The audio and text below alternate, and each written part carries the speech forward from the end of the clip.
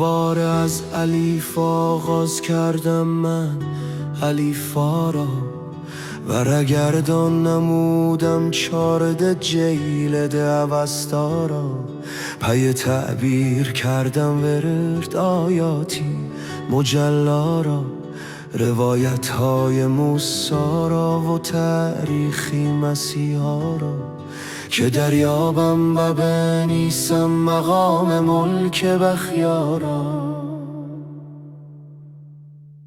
بلی بخیا چونین یک انتخاب خاصی از دان است، بلی وخیا چونین یک سرزمین رادمردان است.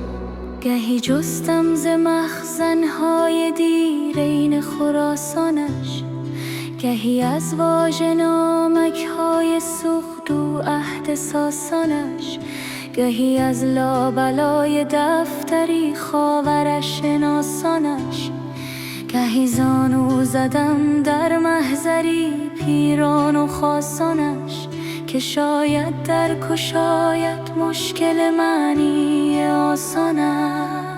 شکفتم با شکفتنهای موزونی گل خارش، فشوردم از محبت پنجه سبزی سفیدارش، گیاه معرفت میخورد نخچیری فداکارش، سخن میلرزد از هیبت که تا باشد سزاوارش، که گویم داستان سنگوار و روح بیدارش. زمین حکمت و تاریخ و اسرار نهان اینجاست که هر سنگی سر از یک شهید و قهرمان اینجاست.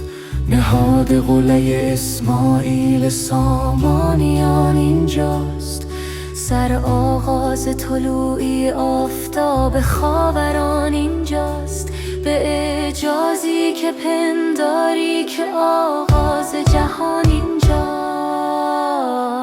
بلی بخیا چونین یک انتخاب خاصی از دان است، بلی وخیا چونین یک سرزمین رادمردان است.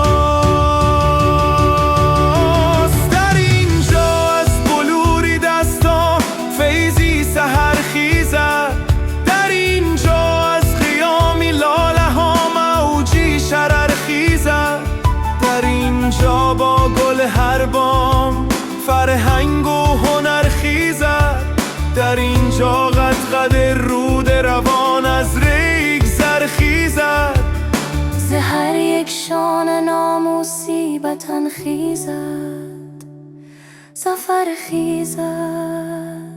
در آنجا روی ایوان بلند گنبدی گردون فراز سرگخ خنگاب و لازور